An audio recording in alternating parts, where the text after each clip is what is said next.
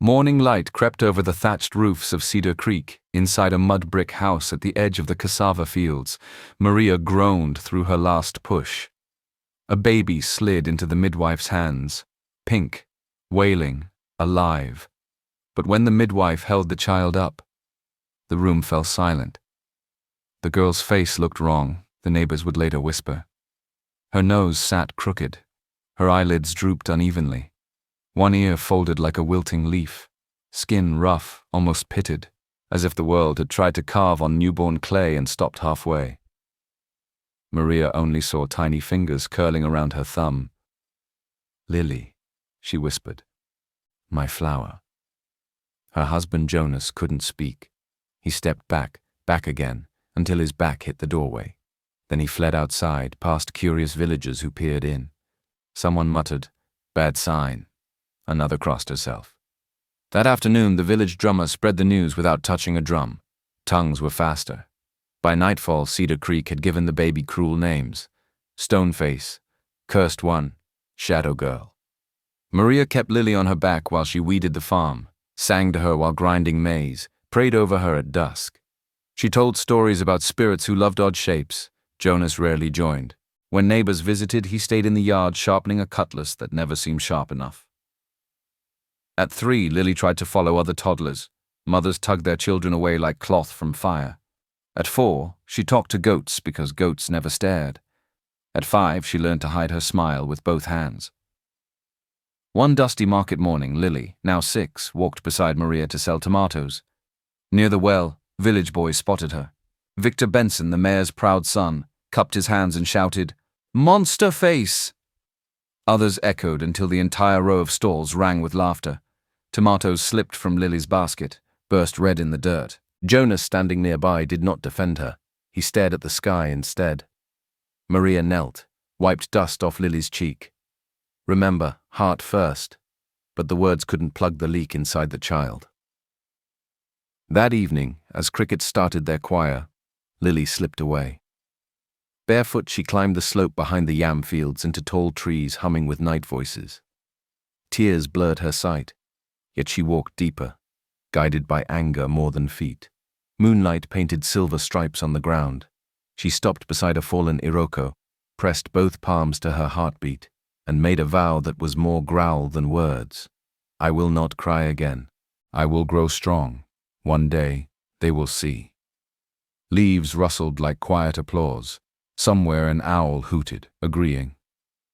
Lily sat on the cool earth, breathing in the sharp smell of wild ginger, letting the forest wrap around her like a rough shawl. In that moment, her world shrank to one promise: become too sturdy to break. Back in Cedar Creek, Jonas searched with a lantern but soon gave up, convinced the spirits had taken his ugly burden. Only Maria stayed awake all night, praying her daughter would return with dawn. When the rooster crowed over Cedar Creek the next morning, Lily was still in the forest, wide-eyed, unafraid, and newly certain. If the village thought she was a monster, she would learn the secrets of monsters and turn them into power. Seasons traded places. Rains washed the dust. Harmattan blew it back again. Each year, Cedar Creek forgot some things, but never Lily's face. By age 8, she had claimed an abandoned hunter's hut deep in the forest. The walls were crooked, but they listened kindly. Inside, she stacked clay pots, dry leaves, and chunks of bark the way other children stacked toys. Every plant carried a story, Maria had once told her. So Lily learned to read green: bitter leaf for fever, neem for cuts, lemongrass for the cough that stalked cold nights. She tested recipes on herself first, nothing too risky, only enough to feel the tingle of power in her own palms. When she walked back to the village for salt or matches, the market called her names. Victor Benson, tall, polished, and pleased with himself, liked to start the chorus. "Here comes Cedar Creek Scarecrow," he would shout, arms wide like a showman. Stall owners laughed because laughter helped sales. Children repeated the words because repeating words is easy when you've never tasted their bitterness. Lily kept her eyes on the ground, counting breaths the way she counted drops of potion. Yet every insult lodged somewhere soft. Alone at night, she touched her face and wondered which part frightened them most: the bumps on her skin, or the idea that she dared to exist. One hazy afternoon, a shout echoed from the narrow footpath near the well. An elderly woman named Auntie Ruth Bones, thin as broomsticks, had collapsed, shivering. People circled her but did nothing. Sickness was contagious. Courage was not. Lily stepped forward. Heart banging, she knelt, felt the woman's forehead, hot like fresh fufu. "She needs shade and water with lime," Lily said, voice steady though her hands trembled. Victor smirked. "Look at the doctor of monsters." Nobody moved, so Lily moved alone. She fetched palm fan leaves for shade, mixed crushed ginger with creek water, and trickled it past cracked lips. Auntie Ruth's eyes fluttered, then focused. Sweat broke across her brow, the good kind, the kind that carries fever out of the body. A murmur slid through the crowd. Someone whispered, "Maybe the herbs work." Another added, "Ugly or not, the girls saved her." By sunset, Lily had guided Auntie Ruth to a mat outside her own hut. She boiled more tonic while fireflies sparked over the grass.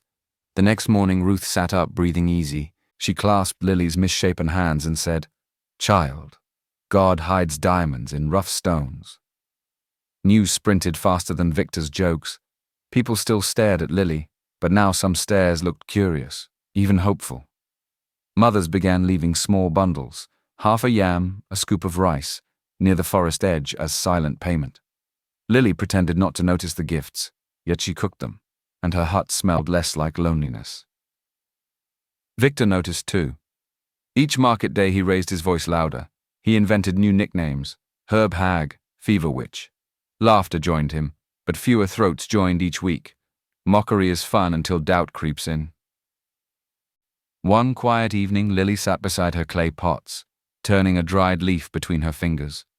Crickets chirped, river frogs answered. If a leaf can pull heat from a body, she wondered, can it pull sorrow from a heart? She pictured Cedar Creek healed, not only from fevers, but from the cruelty that had lived there longer than she had. For the first time, her dream felt almost reachable, green, fragrant, and alive in her small, steady hands. Brightfield, the capital, rose like glass and steel against pale sky. Inside the tall white building called State House, President Samuel Cole paced his office. Reports said rural clinics needed medicine. Farmers needed new wells. He planned a quiet visit. No fanfare. His only son, Michael, 24, leaned by the window. "Father, let me go first," he said. "I'll see what they really need." Samuel frowned. Security must follow. "Too many guards scare people," Michael argued. "2 drivers, that's all. Plain clothes, no sirens." The president sighed, but nodded. Michael had his mother's soft heart and her stubborn chin. 3 days later, Michael's dusty SUV left Brightfield and rolled toward the countryside. Driver Amos hummed an old hymn. Driver Peter watched clouds of red dust swirl in the mirror. Tall grass slapped the doors. Villages slipped past. Goat Hill, Riverbend, little names on hand-painted signs. Cedar Creek lay 2 more bends ahead when the first shot snapped the air. Amos jerked the wheel. Tires skidded on gravel. A second shot shattered the windshield. Peter shouted, "Down!" but went silent, bullet in his shoulder. 5 masked bandits spilled from the bush like dark ghosts. One fired into the sky. Another yanked open the back door. "Out!" he barked. Michael's heartbeat drowned the noise. Hands up, he climbed out. Ammunition belts crossed rough chests. The bandits stripped phones, wallets, keys. Then they dragged Michael toward the trees. Amos tried to step forward, was clubbed to the ground. Leaves swallowed the men. Dust settled. The road lay empty, a dropped ribbon between bushes. Bandits bound Michael's wrists with dirty rope, pushed him along a narrow path. Mosquitoes whined. His fine city shoes sank in mud. Not far, he knew, Cedar Creek waited, though he had never seen the village. At dusk, they reached a small clearing with an abandoned hunter's camp. Roof half gone, cooking tripod rusted. Bandits tied Michael to a tree trunk. One waved a phone. "President will pay big," he said, grinning. Night crawled in. Bandits lit a fire and drank palm wine they stole from somewhere. They laughed at dirty jokes, flashed torchlight across Michael's face, then lost interest. One by one, they dozed. Michael's wrists bled under the rope. Rain-damp wind cooled the skin, but not the fear. He whispered a prayer his mother once taught him, no long words, just, "Help me." Sometime after midnight, clouds swallowed the moon. A wild dog barked far away. Michael felt the guard's snores deepen. He twisted his hands, slow, steady. Rope fibers softened under sweat and blood. One last jerk, free. He rose, knees weak, heart hammering. A step creaked the leaf litter. A bandit stirred but did not wake. Barefoot now, Michael slipped between trees. Thorns sliced his trousers. Branches clawed his arms. He kept moving, blind but guided by a soft slope downward. Minutes felt like hours. The forest grew thicker, then opened into a silent glade. A faint glow flickered through leaves, maybe a lantern. Michael stumbled toward it. The light came from a small hut, wood rough and leaning, yet warm against the night. Smoke curled from a clay chimney. Michael's vision swayed. Pain rolled in waves. A final step. He touched the doorframe, whispered, "Help," and fell. Inside, Lily looked up from pounding roots in a mortar. She heard the thud, grabbed her lamp and hurried out. The sight of the stranger, bleeding, barefoot, ropes dangling, made her heart lurch. She knelt, palms sure despite the shock. "You're safe," she murmured, though she wasn't certain. She dragged him onto a reed mat, checked the wound, reached for her jar of neem paste. As Lily cleaned the stranger's bloody forehead, she felt a strange pull, fear, pity, and something bright like a sunrise after endless rain. Maybe, she thought, these herbs will finally heal more than fevers. Outside, wind rattled the roof. In the distance, a bandit cursed, discovering empty ropes, and the hunt began. The storm clouds drifted away with dawn, leaving a pale grey light over the forest. Inside her hut, Lily knelt beside the stranger she had dragged in from the clearing. He lay limp on her reed mat, shirt sleeve torn, dark hair matted with blood. Rope burns ringed both wrists. First she checked his breathing, slow but steady. Then she cleaned the head gash with warm water mixed with ground salt. He flinched even in sleep. "Easy," she whispered, though he could not hear. From her shelf she took a bowl of crushed neem leaves and honey. She packed the paste into the wound, wrapped a strip of clean cloth around his forehead, and tied it snug. After that she stoked the small fire, boiled bitter leaf and ginger, and added a pinch of ground cola to wake the blood, the air filled with the sharp, green smell of medicine. When the tonic cooled, she lifted his head and trickled the liquid into his mouth. He coughed, swallowed, drifted again. Afternoon shadows tilted through the doorway before his eyelids fluttered open. Brown eyes searched the little room. Pots, dried herbs, a girl with a scarred face and steady hands. He tried to sit up. Pain pinned him down. "Don't move yet," Lily said. "You lost much blood." "Where am I?" His voice rasped. "Safe," she answered. "Deep forest. Bandits can't find you here." He blinked, memory flashing behind his eyes. "Bandits, yes." He looked at his bandaged wrists, then at her. "Thank you." Lily poured a small cup of water. "Drink. Tell me your name." A pause. He licked his cracked lips. "Michael. No surname, nothing more." "I'm Lily." She waited, but he shut his eyes, breathing hard. Fear still lived in the tight lines of his face. Lily understood secrets. She had lived inside one her whole life, so she nodded and asked no further questions. For 2 days the forest stayed quiet. Lily checked the path each dawn, listening for footsteps or gunshots. None came. Inside she changed Michael's bandages and fed him thin yam porridge flavored with lemongrass. His fever faded, his eyes cleared. Now and then he tried to help, lifting a water pot, sorting leaves, but dizziness sent him back to the mat. "You are impatient," Lily teased. He smiled faintly. "City life teaches hurry. Your forest slows the heart."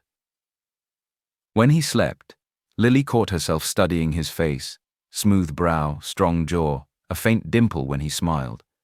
She felt a strange warmth, half fear, half hope, blooming in her chest. She pushed it away with work, pounding roots, hanging leaves to dry, sweeping the dirt floor. Despite her care, secrets seldom stay hidden in Cedar Creek. A charcoal burner gathering wood near dusk glimpsed a young man fetching water at the stream, too tall, too clean to be a farmer. He told his wife, who told her neighbor, who told the fish seller. By next market day, the story had grown wings. A handsome outsider is living with the herb girl in the forest. Near the tomato stalls, Victor Benson overheard. He froze, then laughed too loudly. Her, with a stranger. Impossible, he said, but his cheeks burned. For years he had owned the village spotlight, first as the mayor's son, later as the loudest voice against Lily. The idea that someone might choose her company even for a day rattled the crown on his invisible throne. He leaned toward the gossiping women. Did anyone see the man's face? Clear as daylight, one replied. Fine jaw, smooth skin, city clothes, though torn. Victor's smile thinned. I'll look into it, he said, already planning how to turn this rumor into a new game. Back in the forest, Lily crushed fresh mint for Michael's tea. She did not know that jealous ears now listened for her name, or that curious eyes might soon follow the narrow path to her door. Michael sipped the steaming cup, gratitude shining. Lily, your herbs heal like miracles. She met his gaze, heart thudding. Maybe, she thought, miracles can start two ways, through roots in the soil and roots in a human heart. Outside, a wind stirred the treetops, carrying distant voices toward Cedar Creek and toward Victor, whose spark of jealousy was ready to flare into something far hotter. Morning sun slanted through tall Iroko trunks, finding Lily's hut like a spotlight. Michael woke to the hiss of boiling water and the scent of lemongrass. He sat up slowly, head clearer, ribs still sore, and watched Lily crush dried mint in a small mortar. You always work before sunrise? He asked. She shrugged. Plants don't wait for lazy people. He laughed, then winced at the pull in his side. Lily tilted her head, half smiling. Still hurts? Less than yesterday. He tasted the minty steam she held out, more alive every hour. Days settled into rhythm. Lily picked leaves, Michael split firewood. At dusk, they built a small fire outside and shared food from a single clay bowl. Sparks floated up, bright against the dark canopy. Michael spoke of Brightfield, tall offices, noise like drums all day, lights that never slept. He left out the part about being the president's son, but his city words painted pictures Lily had never seen. Elevators, traffic jams, cafes smelling of burnt coffee. When he finished, Lily told her own stories, goats that stole cassava, village children who believed the moon was a ripe mango. She even dared to mimic Victor's haughty walk. Michael laughed so hard tears slipped down his cheeks. You know, he said, wiping his eyes, you're the brightest soul I know. Lily's smile froze, surprised. People usually talked about her face, never her soul. A warmth spread through her chest like sunrise over water. She pressed a hand there, unsure what to say. By the fourth day, Michael could walk a mile without wobbling. Lily led him to her favorite herb patches, fragrant basil under a fallen tree, bitterbark vines climbing old rock. She showed him how to snip leaves without hurting the root. He learned fast, hands gentle, questions curious. Why crush the bark before drying? How long must the roots soak? Lily answered, pleased to teach someone who listened without mocking. Sometimes Michael carried the heavy baskets back. Villagers gathering firewood saw them, Lily with her scarred face, the tall stranger beside her. Michael greeted everyone with a nod, calm and steady. Word spread. The outsider is polite, strong too. The gossip that once whipped around Lily now hesitated, unsure. One sticky afternoon, Lily and Michael walked to Cedar Creek Market. She needed salt. He insisted on helping. Whispers followed them like ankle-deep water, but fewer than before. Stalls glowed with color, red peppers, yellow plantains, beads glinting under sun-bleached umbrellas. Victor lounged near his father's yam table, arms crossed, eyes sharp. When he saw Lily and Michael together, his jaw tightened. A sudden cry cut the chatter. A small girl in rags no older than 5 collapsed beside the okra pile, eyes rolling. Her mother screamed, "Help! She can't breathe!" Crowd backed away, heat and fear mixed in the air.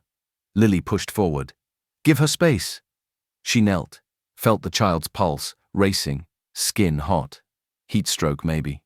She soaked a cloth in cool water, pressed it to the tiny chest, then rummaged in her pouch for dried baobab pulp. She mixed it with a splash of lime from a vendor's basket and eased drops into the child's mouth. Minutes crawled. The girl's eyelids fluttered, breath slowed, color returned to her cheeks. Her mother sobbed thanks, clutching Lily's arm. Around them, soft gasps turned into quiet applause. Even the yam seller whispered, "The herb girl saved her." Michael stood nearby, protective. But Lily didn't see the crowd, only the child's steady breathing. Relief washed over her like rain. Across the road, Victor watched in silence, the village eyes that once followed his every joke, now fixed on Lily. He felt the spotlight slip, colder than any shadow. He forced a laugh. "Must be luck," he said to no one, but his voice cracked. That evening, as Lily and Michael walked back with new parcels of salt and grain, Victor paced under the palm trees, anger coiling tighter. If the village starts praising her, he thought, they'll stop listening to me. He kicked a broken calabash, heard it shatter, and hatched a plan. The forest path ahead of Lily and Michael felt peaceful, but somewhere behind them Victor's jealousy quickened, ready to turn from words to something far more dangerous. The trouble started with a low groan in the night. By morning, half of Cedar Creek clutched their stomachs. Children vomited behind huts, traders doubled over beside yam heaps, and the little clinic could not hold the cries. Lily hurried from house to house, checking pulses. The signs were the same: sharp cramps, fever, bitter taste on the tongue. She filled a calabash at public well, sniffed, tasted one drop, and then spat. Metal. Michael fetched 2 buckets from other wells. Every sample smelled off. "Water's bad," he said, jaw tight. That afternoon, a government tester arrived from Riverbend. His strips turned dark red.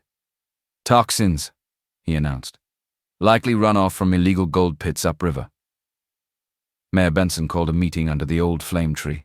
His face glistened with sweat that was not just from the heat. "Boil water, stay calm," he told the crowd, but fear buzzed louder than his words. Victor stepped forward, voice ringing. "Ask the herb witch.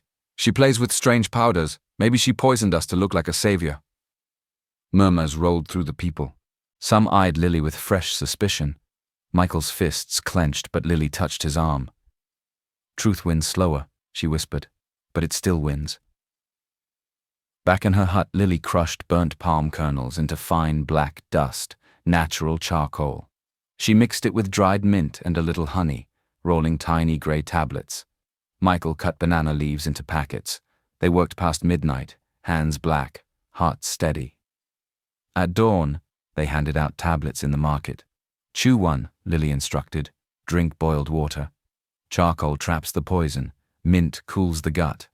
She also showed families how to rig simple sand and stone filters from empty gourds. Skeptical at first, the sick tried the tablets. Within hours, cramps eased, vomiting slowed. Words sprinted faster than the plague. The ugly girl's medicine works. Mayor Benson visited the clinic and saw children sitting up sipping broth. He squared his shoulders, marched back to the flame tree, and raised both hands. "Citizens," he announced, "Lily's quick thinking is saving our village. From today, the council will provide pots, charcoal, and firewood to every home, following her instructions." Applause swelled, honest and loud. Lily, standing by Michael, felt heat rise to her cheeks. Not shame this time, but something bright. Across the crowd, Victor's eyes burned. His father praising her, the same father who always cheered Victor's jokes. Rage coiled in his chest like a struck snake. He turned away, muttering, "If they won't see the monster, I'll show them." That night, as moonlight washed the quiet huts, Lily rested outside her door. Michael sat beside her, shoulder brushing hers. For the first time, Cedar Creek felt almost peaceful.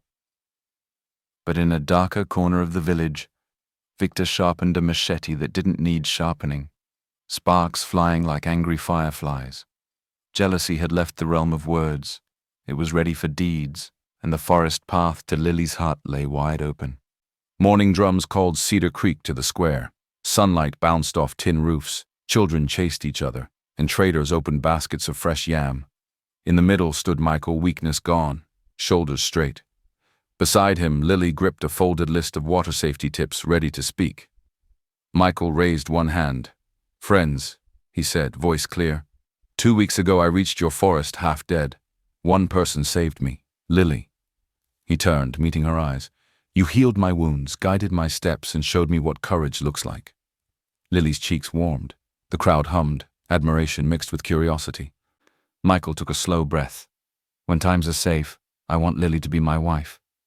Gasps flew like startled birds. An old man muttered, "The herb girl?" A teenager whispered. He sees past her face. Some clapped. A few just stared, mouths open. Lily felt her knees wobble, hope surging so fast it hurt. Before she could answer, a sharp voice sliced the moment. "Enough theater!" Victor Benson strode forward in crisp local council uniform. Thin smile stretched too wide. 2 village constables followed. "This outsider," Victor declared, pointing at Michael, "ignored quarantine rules and spread disease. By mayoral authority, I place him under arrest." Murmurs of confusion rippled through the crowd. "But he helped us," someone protested. Victor waved it away. Rough hands grabbed Michael's arms. Lily stepped toward him, but Victor blocked her. "Stand back, fever witch." They marched Michael down the dusty lane to the old grain store, a crumbling mud building once used for maize. The heavy wooden door slammed, an iron chain clanked into place. Inside, darkness swallowed Michael.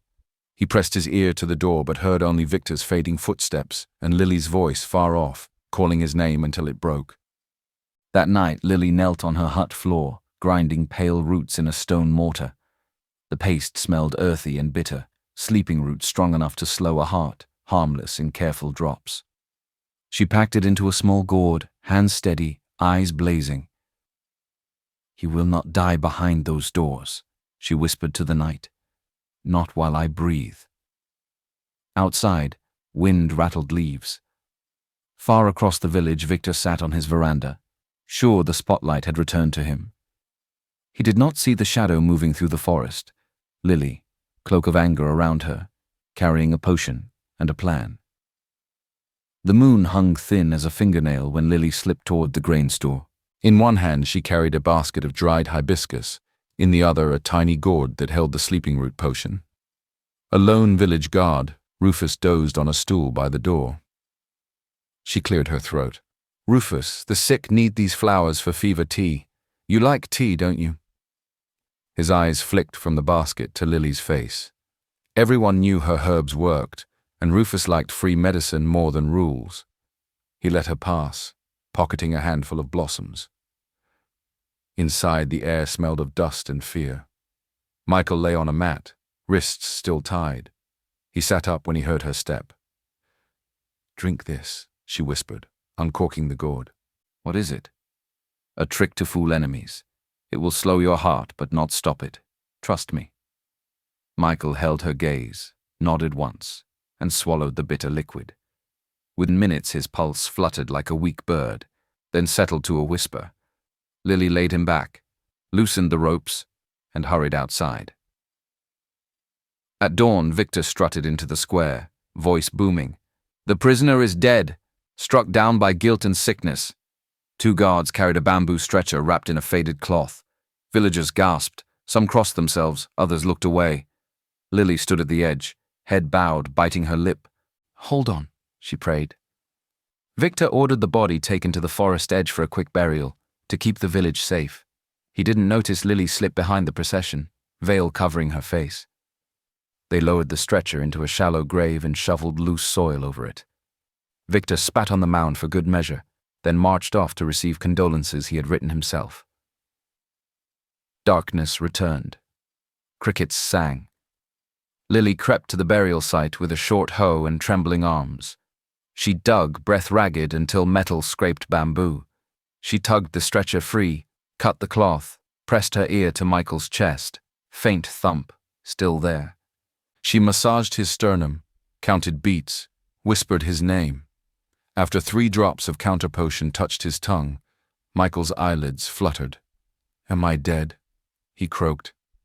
"Not today," she smiled, tears streaking mud on her cheeks.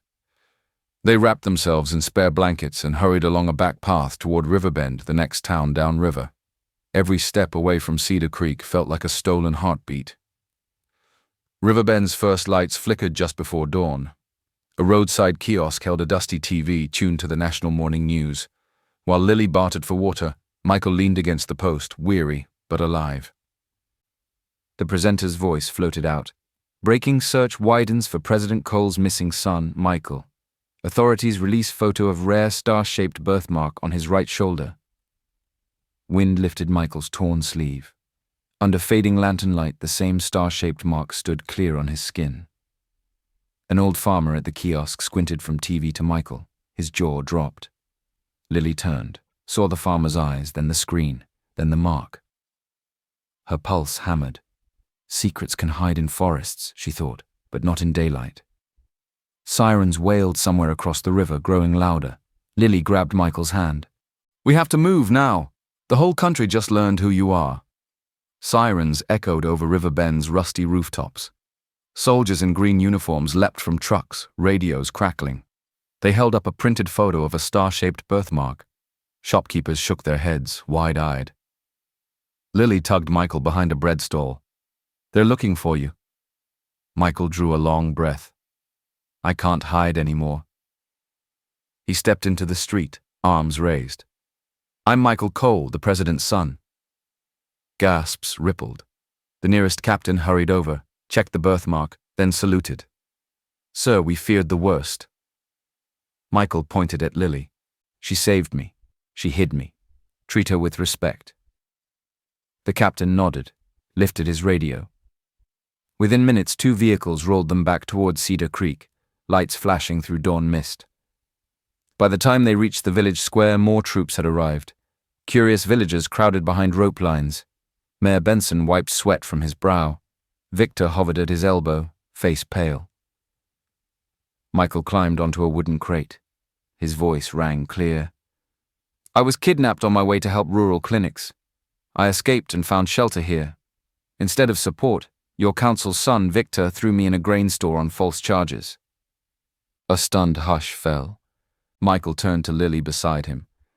"This woman nursed my wounds, fed me, and risked her life to free me.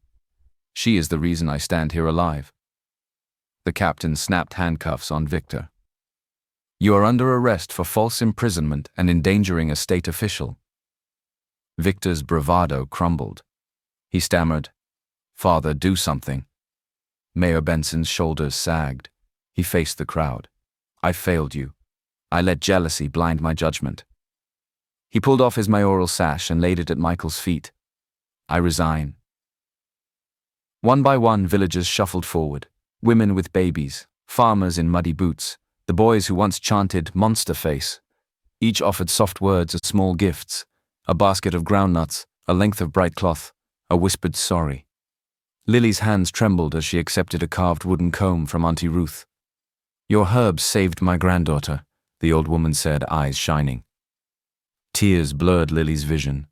All her life she had dreamed of this moment, when people would finally see her heart, not her face. Thump, thump, thump echoed overhead.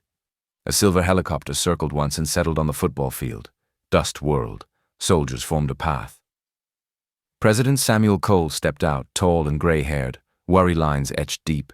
The crowd bowed. He hurried straight to Michael, wrapped him in a fierce hug, then studied the village girl standing close by. "Son," he asked, voice thick, "who is the young woman who risked everything for you?" Michael smiled. "Father, meet Lily of Cedar Creek, the bravest soul I know." Lily lowered her eyes, nervous under the weight of a nation's gaze. The president reached for her hand. "Lily," he said, "how can this country repay such courage?" The sun broke through cloud at that very moment, gold light spilling over the square. And Lily, still holding Michael's gaze, felt the next chapter of her life opening like a wide, bright door. Bright banners fluttered over Cedar Creek Field. The sun poured gold on rows of plastic chairs, soldiers at attention, and wide-eyed villagers dressed in their best. A small platform stood at the center, draped in green and white cloth. President Samuel Cole stepped to the microphone.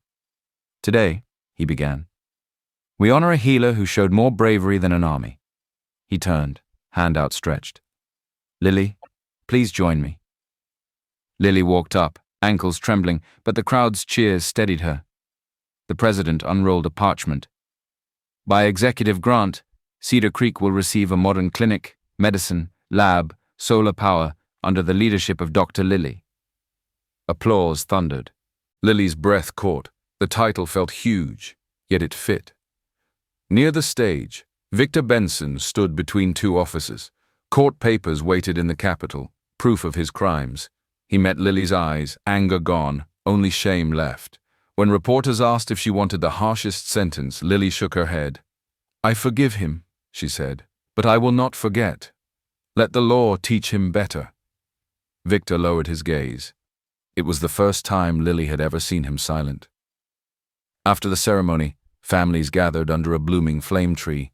Michael, dressed in a simple white shirt, knelt and opened a plain silver ring. "Lily," he said, voice steady. "Before, I asked in the middle of fear. Now I ask in the light, with everyone we love watching. Will you marry me?" Maria wiped tears. The president smiled at his son. Even Jonas, Lily's father, stepped closer, face soft with apology. Lily felt the grass under her feet, the sun on her skin, the weight of every insult she had carried, and how light they seemed now. She whispered, "Yes." Michael slipped the ring on, and cheers rose louder than church bells. Weeks later, the new clinic opened. White walls, clean beds, shelves of shining bottles. Children lined the doorway, clapping. "Dr. Lilly! Dr. Lilly!" they chanted, racing around her legs.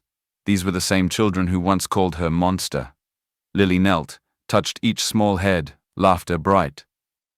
That evening she stood outside the clinic, sunset painting the sky orange. Michael joined her, slipping an arm around her waist. "My flower," he whispered, using the name her mother once spoke in secret.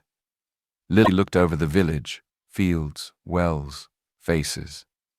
She heard her mother's voice float through memory. Beauty grows from the heart. For the first time, she knew it was true, seen, believed, and shining back at her in every grateful smile. And as stars blinked on above Cedar Creek, Dr. Lilly, once the girl everyone mocked, smiled back, mighty in a way no mirror could ever measure.